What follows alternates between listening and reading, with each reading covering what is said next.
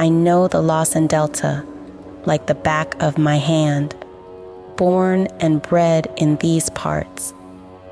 But Lord, how it's changed. Where once there was a sea of wheat, now only the ghost of harvest past whispers through the stalks. As this eerie ash bloom casts its shadows, I'm drawn toward the remains of golden acres.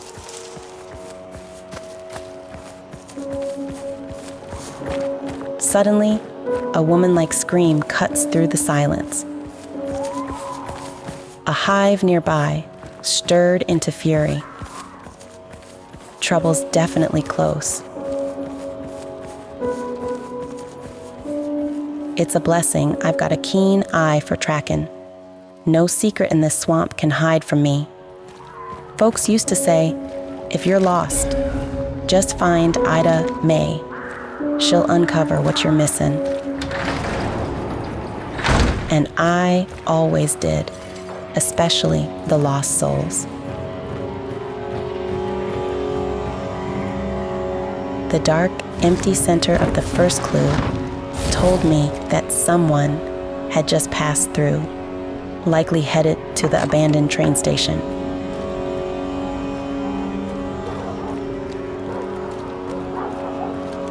Lawson stations got roots deep in my memory.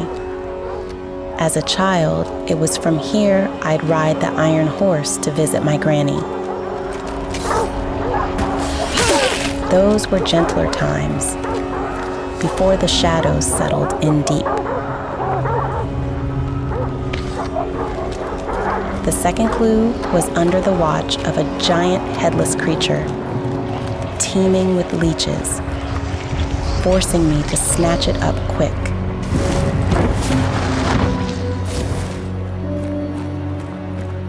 The distant echo of gunshots sliced through the air, drawing me onwards.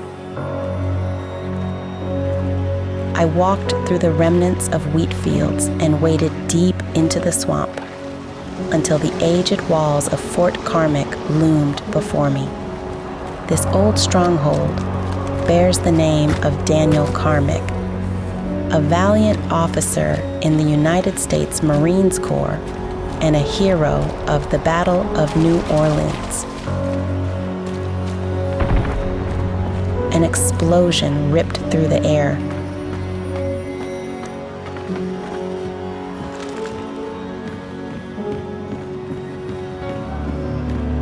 I navigated the fort to its roof for a clearer view. From my high vantage, I spotted another hunter darting through the swamp below, caught under relentless fire. I remained patient. My compact ammo wouldn't reach far, so I chose to watch the skirmish unfold from a distance, biding my time to see who would prevail. Once the gunfire ceased, I descended quietly, using the fort's elevator. At the bottom, the scene was grim. Dead horses and one fallen hunter. His appearance was wild. He bore a bag brimming with human skulls, his body almost bare and caked in dirt. Then a new sound cut through, footsteps, faint yet deliberate, accompanied by the subtle click of traps being set. Caution was crucial. Another burst of gunfire spurred me on.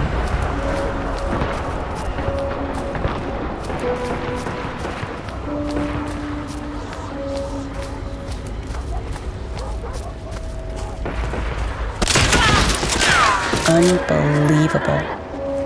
An instinctive pull of my trigger as I nearly stumbled into a hunter concealed in the bushes. I set this body alight right away, watching for others.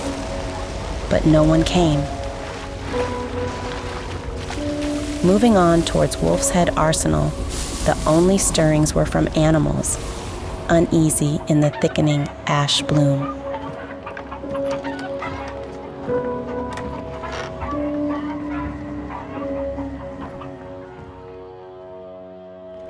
Peering down from a higher spot, I spotted an enemy hunter.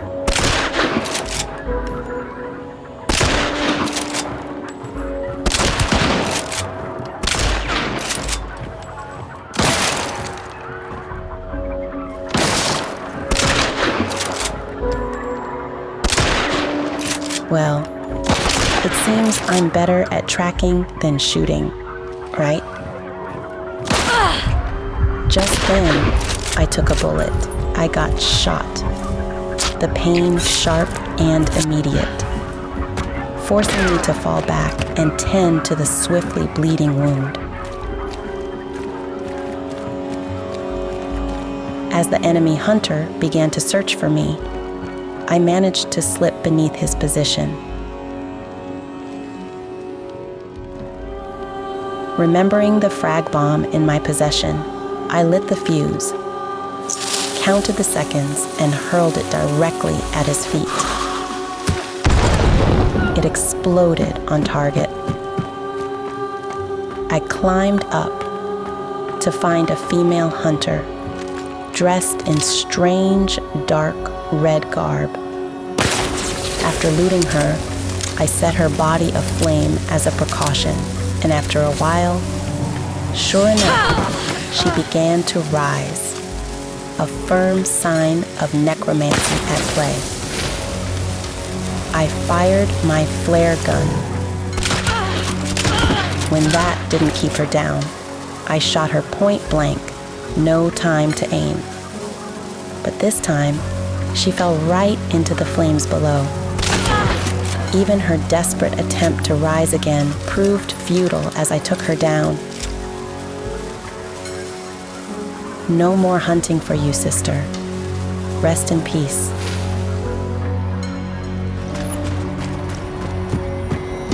I picked up a lantern from a nearby crate and entered the lair of the assassin. The creature, a sinister blend of insect and shadow, was already wounded.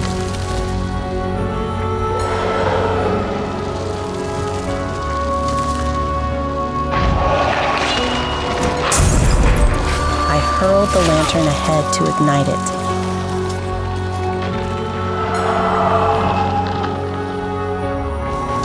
In a frenzy, it spawned a clone that I quickly dispatched. It tried to blind me with a shower of bugs, but I held steady, delivering precise slashes to end its misery.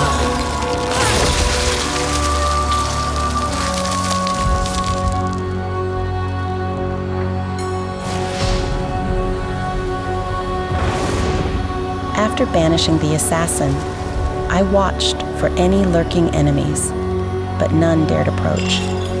Securing the bounty token, I hastened towards the designated extraction point, where a boat awaited to carry me from this damned place.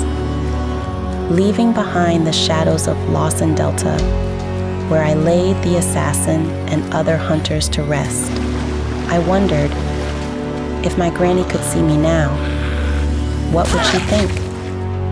Would she be proud of her little grandchild?